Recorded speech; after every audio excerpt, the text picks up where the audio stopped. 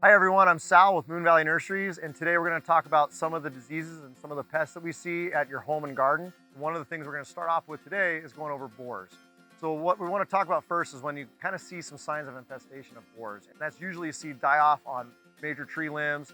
You might see what looks like some caves kind of growing through the trunk. You might see some bark peeling off. Those are kind of signs that we typically see when we see borer damage on a plant.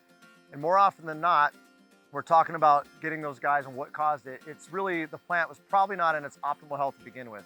So the first thing we're going to talk about is how to keep our trees, shrubs, other plants in our gardens healthy. So from there, we're going to talk about using a consistent watering basis. We want to make sure we're following our watering guidelines, whether it's the winter or the summer, and of course the conditions that you have where you live. Call your nursery pros and make sure we give you the right information so we can tell you how to care for your plants properly based on the plant you have. Part two is to make sure we're watering and fertilizing now at the same time with the right stuff. So again, depending on your tree, there's various things you can do. Most your shade trees, most your shrubs, we're gonna use something like our moon dust, which is an excellent all-purpose fertilizer, you pretty much use on everything. And then our moon juice, this really helps keep the plants kind of overall healthy, gets the root hairs growing and tells it it's okay. It's like us taking a vitamin every day. Now we wanna treat the pest. We wanna treat the disease, we're gonna get rid of the issue. So we're gonna kind of go through what we wanna do.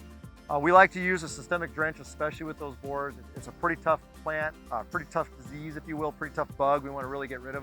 So we're going to put that into the root system. We're going to mix that into one of our watering buckets. Once you have it mixed and poured in all around the tree at the width of the canopy, then you're going to go ahead and spray, if you will, knock it down on the exterior of the tree, wherever you're seeing that issue.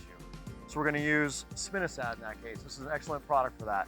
So that spinosad is going to go right into a hose end sprayer like you see here. You can actually coat and spray the foliar part of the tree, the trunk, anything else you see there. But of course, all this information is always available on our website. You can come into any Moon Valley Nurseries. We'll give you the right advice. We'll get you a little flyer, handout, the right pest and disease fertilizers, and the right watering advice to make sure your plants are growing